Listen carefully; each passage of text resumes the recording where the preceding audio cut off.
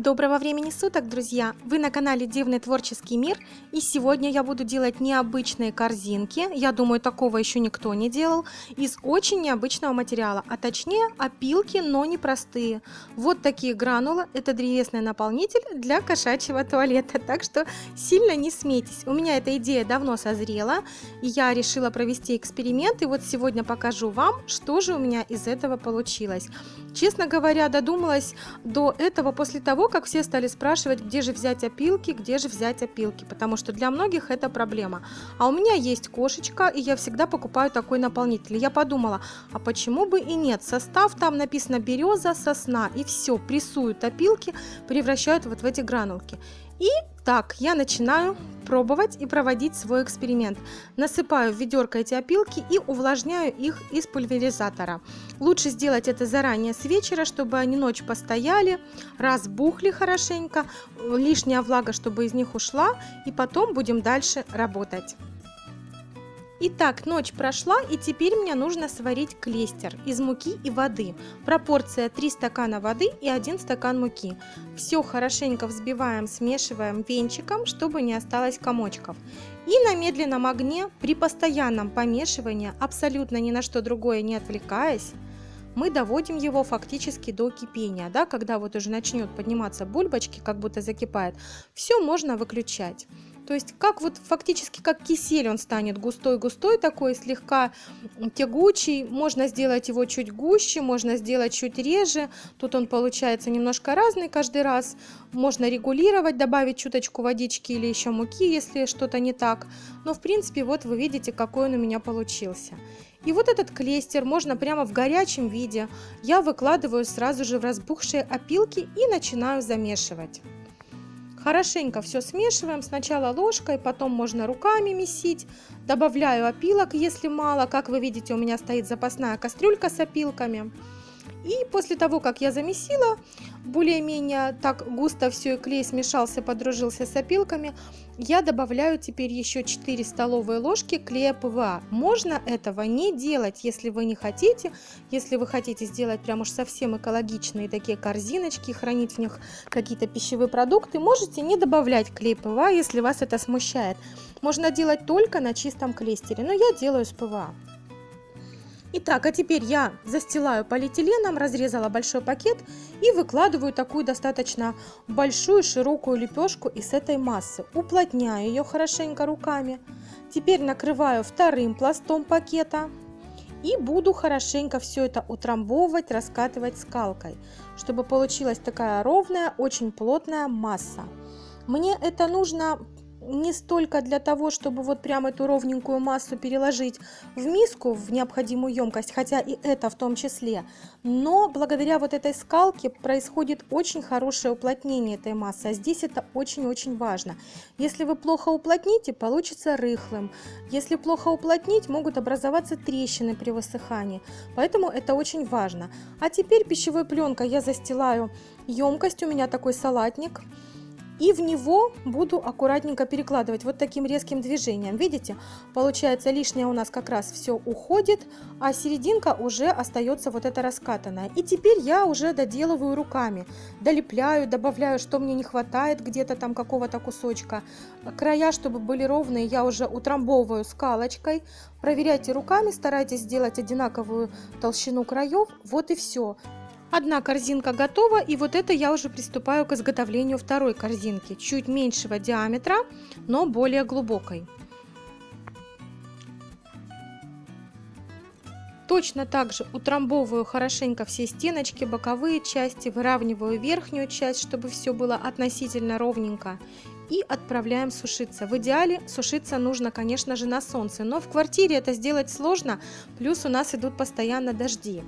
Поэтому, конечно, с этим проблемы. У меня сушилось все это целую неделю. Остатки массы я, пожалуй, сделаю вот в этом ведерке, потому что я намесила очень много этого так называемого теста. И я все это теперь еще выложила в глубокое ведерко, и у меня получится глубокая большая корзинка. Утрамбовываю прямо половником. Это оказалось очень и очень удобно.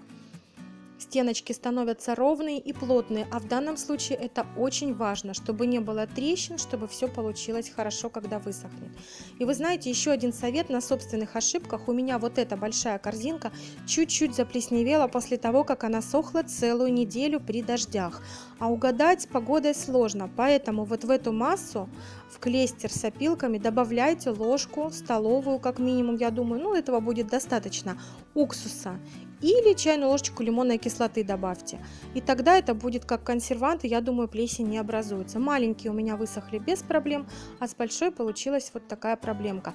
Но из-за того, что я постоянно проверяла и переживала, что они мягкие и не сохнут, и думала, что так и останется, я же не знала, как в итоге получится. Вот эту корзиночку я вам показала, у меня на ней образовалась трещинка.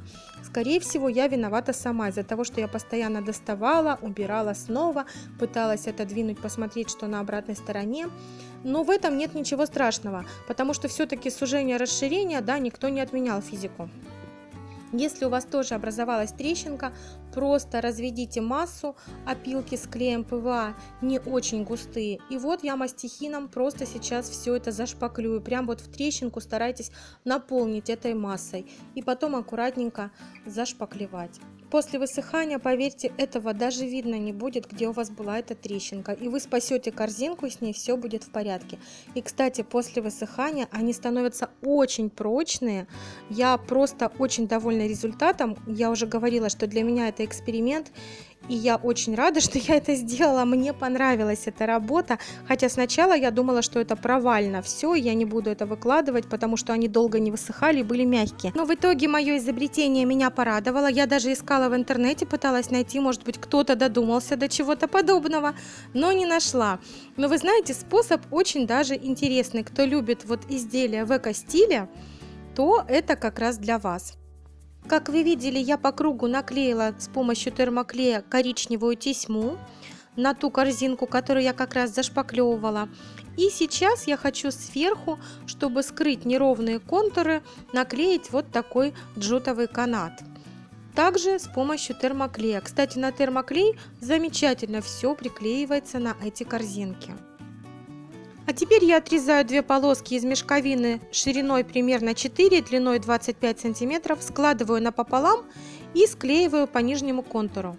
И теперь начинаем сворачивать розу. Серединку просто слегка свернули, затем подклеиваем и выворачиваем, как будто в обратную сторону лепесточек. Слегка проворачиваем по кругу, снова ставим капельку клея и опять снова выворачиваем, как будто наизнанку, выкручиваем. Прокручиваем по кругу, снова капельку клея, опять выворачиваем и так далее до того диаметра, который будет вас устраивать.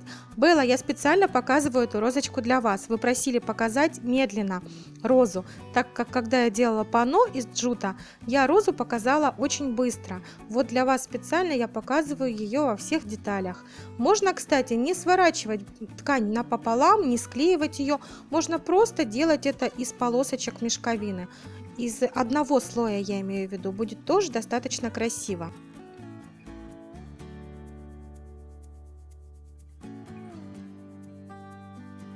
На самую маленькую корзинку я приклеила вот такое белое кружево шириной 2,5 сантиметра. Просто на термоклей. Вот такой декор. А на вторую корзинку, на которой я зашпаклевывала трещину, я решила приклеить ручки из джутового каната. Просто отрезаем два одинаковых фрагмента и приклеиваем с запасом, чтобы снизу оставалось свободными примерно 2 сантиметра каната. Затем его нужно просто распушить руками, можно даже расчесать, чтобы кисточки стали более пышными. И вот такая корзинка с ручками получается.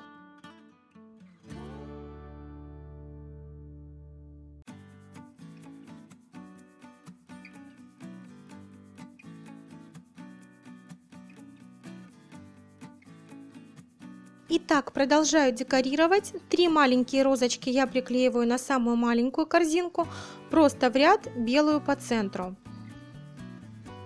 Корзинку с ручками я, пожалуй, больше ничем дополнять не буду, оставлю так, как есть. А 2 большие розочки я приклею на самую большую корзинку, но чуть позже. А пока я беру более толстый канат, Отрезаю из него ручки и приклеиваю также на термоклей, оставляя снизу по 2 сантиметра, чтобы сделать кисточки. Этот канат я распушу расческой, потому что он очень хорошо пушится и получаются пушистые красивые кисточки. Он немного другого качества, потому что я так думаю, что это пеньковый канат, а не джутовый. Он бывает разный. Он более мягкий, но более пушистый.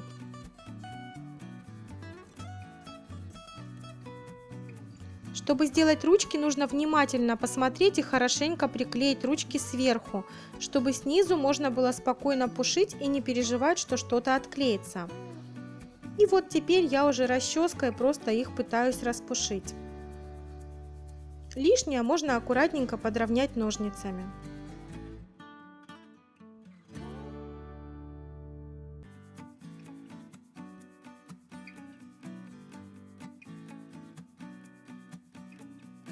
А теперь по центру корзинки между ручками с обеих сторон приклеиваю свои розочки. А по верхнему контуру снова приклеиваю канат. Тогда закрываются все неровности и смотрится достаточно эстетично.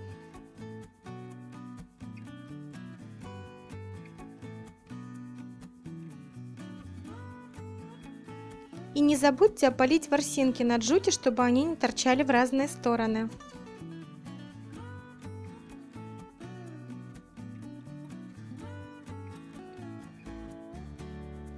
Хотела заканчивать, но решила еще немного украсить большую корзинку. Сверху, чтобы скрыть оставшийся край, добавляю еще один слой каната, только более тонкого, а также добавлю немного белого кружева и тесьму по низу.